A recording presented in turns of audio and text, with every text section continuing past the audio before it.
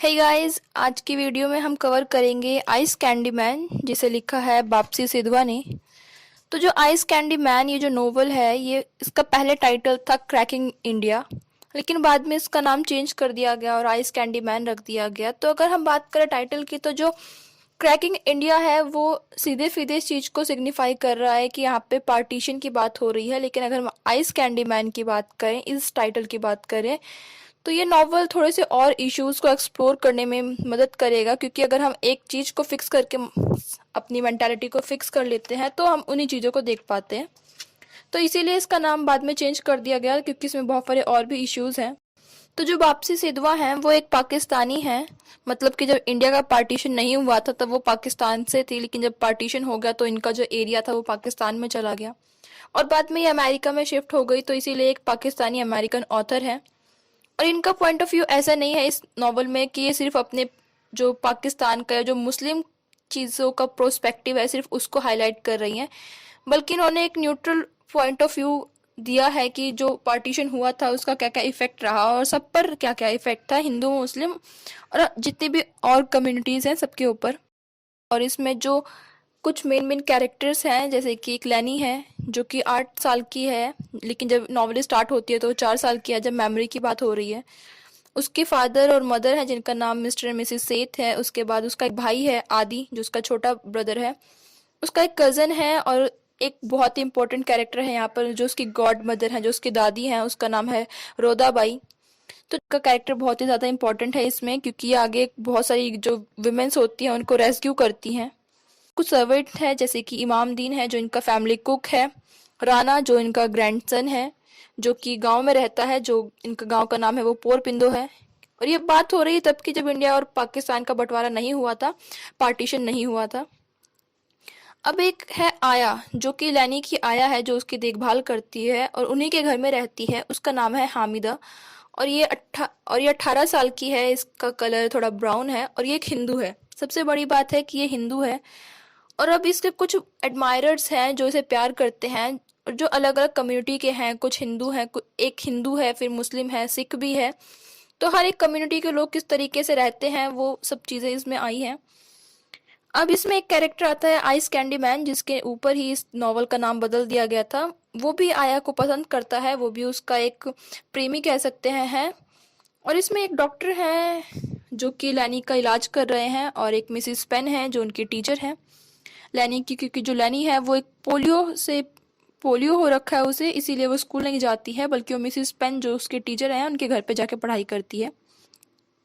Colonel Bharucha हैं जो कि कर्नल बरूचा हैं ये पारसी लोगों के जो हेड हैं वो हैं। तो नॉवल स्टार्ट होती है तो नॉवल की जो सेटिंग रखी गई है वो रखी गई है लाहौर में।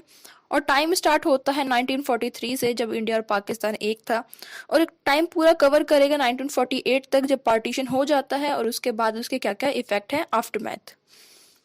तो जो लैनी है ये अब भी बड़ी हो गई है, लेकिन अभी अपनी मेमोरीज को याद कर रही है जब वो 4 साल की थी तब से, और वहीं से नॉवल स्टार्ट होती है। ये एक इंडिया के मैप को कवर करती है और फिर दिखाते हैं कि ये सोचती है कि क्या एक इंसान इंडिया को पूरे जो देश है उसको बांट सकता है क्या।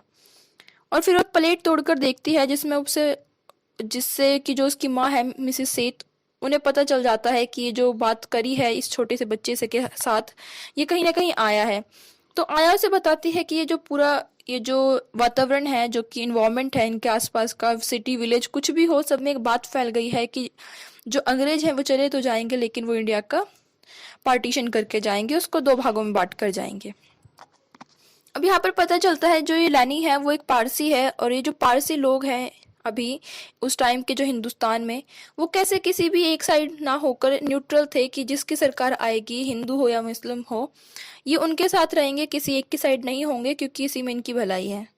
तो यहाँ पर हमें पता चलता है जो लैनी की मदर है वो उसे बताती है कि जो पारसीज हैं वो एक कैमेलियन की तरह है, जो गिरगिट होता है उनकी तरह है, कि जिसकी सरकार होगी, जैसा उनका इन्वायरमेंट होगा वो उसी रंग में ढल जाते हैं। तो यहाँ पर ये जो वापसी सिधवा है वो एक पारसी का पॉइंट ऑफ व्यू बता रही हैं कि पार्टीशन के टाइम पे पारसीज का पॉइंट ऑफ व्यू कैसा था।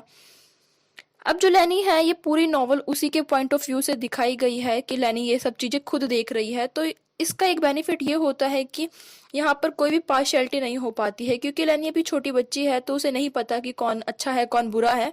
तो वो बिल्कुल जो चीज़ एग्जैक्ट है, जो चीज़ सच है, जो चीज़ या फिर दिखाई दे रही है, वो बिल्कुल उसी तरीके से बताती है। तो रीडर्स के लिए ये चीज़ इम्पॉर्टेंट है कि वो किस तरीके से किसी चीज़ को देख रही है। तो अब बात आती है कि जो लैनी है वो क्योंकि उसे पोलियो हो रखा है, तो जो उसकी पूरी लाइफ है वो आया के आसपास ही सिमट कर रह गई है। वो ज़्यादा वर्ल्ड देख नहीं पाती है। तो वो जो उसकी आया है, जो कि जिसका नाम हामिदा है, उसके साथ उसके गार्डन में जाती है, जो क्वीन गार्डन है जहाँ पर वो सारे मिला करते हैं। वहाँ पर जो उसके बहुत सारे प्रेमी हैं, जो उसके एडमायरर हैं, वो भी आते हैं और सब बैठकर बातें करते हैं। अब यहाँ पर पहले जब पार्टीशन नहीं हुआ तब की बात हो रही है, तो तब इन सब की जो बातें थी बहुत ही नॉर्मल हुआ करती थी। जितने भी कम्युनिटी के लोग हैं, अलग अलग हिंदू मुस्लिम है, सिख ईसाई, सब जो भी हैं सब एक साथ रहते हैं, उनका बिहेवियर सबका अच्छा है। लेकिन अब यहाँ पे पता चलता है कि जो लैनी के पॉइंट ऑफ व्यू पता चलता है कि धीरे धीरे जैसे ये चीज़ें बढ़ रही हैं, ये खबर बढ़ रही है कि पार्टीशन होने वाला है, इनकी जो बातें होती हैं गार्डन में, क्वीन पार्क में, उनका जो टॉपिक है वो भी चेंज होने लग गया है। धीरे धीरे उनकी ये जो ग्रुप है, जो कि अब तक इतने अच्छे तरीके से रह रहे थे, उनमें भी थोड़ी थोड़ी लड़ाइयाँ होने लगी हैं।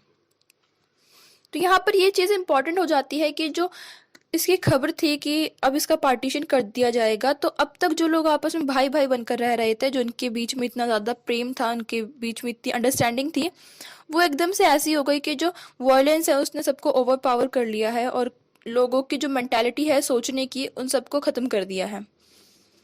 अब बात आती है कि आगे क्या होता है। तो इसमें जो आया है, और जो आया है उसके कुछ प्रेमी हैं, लेकिन जो आया है वो आइस कैंडी मैन को पसंद करती है, और एक हरी है जो कि मसाज वाला है, मसायर, उसे भी पसंद करती है।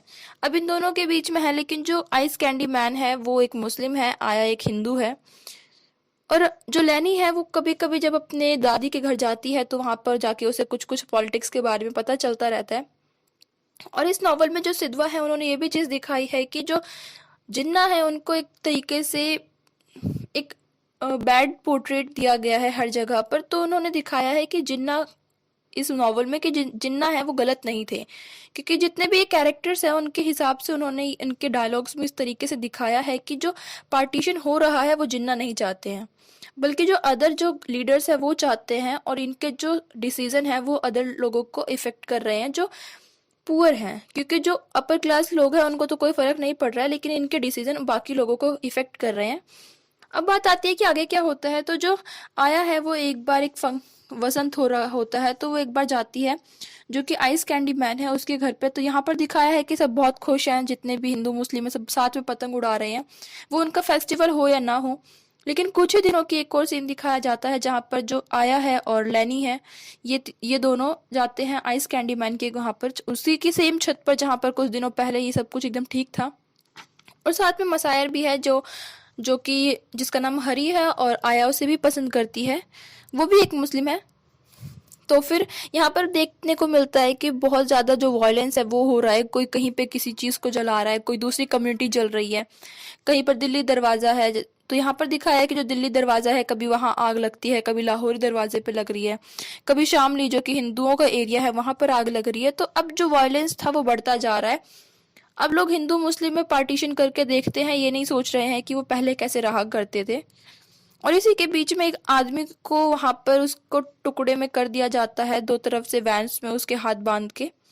तो ये जो सारा वायलेंस का सीन है, ये जो लैनी है वो इस वायलेंस को सीन को देखती है, और घर पर आकर वो क्या करती है, वो एक डॉल को पकड़ती है और उसके एक हाथ को खुद पकड़ती है, एक हाथ को अपने भाई को आदि को देती है, और उसे वो बहुत बुरी तरीके से पुल करना शुरू करते हैं। और थोड़ी ही देर में जो डॉल होती है वो बीच में से फट जाती है, जो कि सेम इंसिडेंट उसने अभी देखा होता है एक आदमी के साथ। तो यहाँ पर ये दिखाया गया है कि जो वायलेंस था इतना ज़्यादा उसका ट्रॉमा हुआ था लोगों के माइंड पर, कि लोग उसे सफ़र कर रहे थे। अब आगे बात आती है कि जो इमाम जो कि आइस कैंडी मैन है उसके जो सिस्टर हैं, क्योंकि अब पार्टीशन ये यहाँ पे दिखा रहे हैं कि अब पार्टीशन हो चुका है, और जो नेहरू है वो यहाँ पर जो पता चलता है कि जो एक ट्रेन है जो कि गुरदासपुर से आने वाली थी। गुरदासपुर पहले तो सब एक ही में ही था, लेकिन जब पार्टीशन हुआ तो गुरदासपुर हिंदुस्तान में चला गया। अब जो वहाँ पे जितने भी मुसलमान थे उन सबको वहां से हटाया गया, उन्हें भगाया गया, और उसी में उस ट्रेन में जो आइस कैंडी मैन है उसकी बहन भी आ रही होती है। तो यहाँ पर देखने को मिलता है कि जो आइस कैंडी मैन है, जब वो ट्रेन के पास जाता है उस अपनी बहन को लेने के लिए, तो पता चलता है कि वो जो पूरी ट्रेन है उसमें सिर्फ लाशें हैं, कोई भी जिंदा नहीं है और कोई भी वुमेन भी जिंदा नहीं है। तो ये इतना ज़्यादा वॉयलेंस का सीन है कि इस नॉवल को छोड़कर मुझे नहीं लगता कि किसी और नॉवल में इस चीज़ को इतने अच्छे तरीके से दिखाया गया है, उस चीज़ को पोर्ट्रेट किया गया है, उस हॉरर को पोर्ट्रेट किया गया है। और दूसरी चीज़ ये है कि जो ये वॉयलेंस का सीन है ये लैनी ने नहीं देखा है। पूरी जो नॉवल है वो प्रेजेंट टाइम में चलती है, लेकिन एक इसमें राना है जो कि इमाम दीन जो कुक है उसका ग्रैंडसन है, उसकी स्टोरी छोटी सी है और वो पास्ट टेंस में चलती है, बाकी पूरी प्रेजेंट टेंस में चलती है। अभी स्टोरी आगे बढ़ती है और सारे ही देखने को मिलता है कि कितना ज़्यादा वायलेंस हो रहे हैं। और जो आया है वो सोचती है कि वो हरी से शादी कर लेगी क्योंकि हरी मुसलमान से हिंदू बनने को तैयार है। लेकिन उससे पहले ये होता है कि जो हरी है उसका किसी ने खून कर दिया होता है, उसकी बॉडी को म्यूटिलेट करके बोरे में डाल के रोड पे फेंक दिया होता है और ये पता नहीं चलता उसे किसने मारा है। हाँ, लेकिन इस चीज़ के साइंस हैं कि उसे आइस कैंडी मैन ने मारा है, क्योंकि आइस कैंडी मैन भी आया को पसंद करता है। अब लोग हर जगह जा जाकर ये ढूंढने लग जाते हैं कि अगर कोई हिंदू है, अगर उनके मुसलमानों के एरिया में लाहौर में, तो उसको निकाला जाता है। और जो यहाँ पर आइस कैंडी मैन है, हामिदा है जो आया है, यहाँ पर पहले तो वो उसे पसंद करता है, लेकिन जब बात आई है कम्युनिटी की तो वो अपने मुसलमानों के साथ हो जाता है और आया को भी उसके घर से ले जाता है। यहाँ पर जो लैनी है उसकी एक बहुत बड़ी मिस्टेक है, वो अपनी आया बेट्रे कर लेती है, उसको धोखा दे देती है क्योंकि वो छुपी होती है उसके घर में। और लेकिन जो लैनी है वो उस आइस कैंडी मैन को बता देती है उस पर भरोसा करके कि जो आया है वो घर के अंदर ही छुपी हुई है। फिर वो उसे लेके चला जाता है हीरा मंडी में, और जो हीरा मंडी है वो एक प्रोस्टिट्यूट का एरिया होता है जिसे कि इंग्लिश में रेड लाइट एरिया भी बोला जाता है। वो उसे शादी कर लेता है लेकिन फिर भी उसे वहां पे प्रोस्टिट्यूशन में छोड़ देता है। तो लास्ट में देखने को मिलता है जो इसकी गॉड मदर हैं, जो इसकी दादी हैं, ये और कैसे पारसी जो वुमेन्स हैं इन सब ने कुछ पैसे कलेक्ट करे हैं कुछ ब्लैक मार्केट में। तो क्योंकि ये सारी चीजें लैनी को नहीं बताई गई हैं क्योंकि एक बार इसने उसे धोखा दे दिया है, तो सबको लगता है कि एक ट्रस्ट वर्दी पर्सन नहीं है तो इसे कोई बताता नहीं है। और लास्ट में पता चलता है कि जो गॉड मदर है वो अपनी पावर और अथॉरिटी का यूज करती हैं और आया को दोबारा से आइस कैंडी मैन के वहां से लेके आती हैं, उस प्रोस्टिट्यूशन के एरिया से लेकर आती हैं और उसे अमृतसर भेजने की पूरी तैयारी हो जाती है और उसे अमृतसर भेज दिया जाता है। और ये नॉवल इतनी ही है, इसमें पूरा सब कुछ कम्युनिटी राइट्स के बारे में दिखाया है और वायलेंस है, हॉरर है, सब कुछ है। आई रियली होप कि आपको वीडियो पसंद आई होगी, and if you like the video then make sure that you hit the like button and do subscribe my channel. Thank you.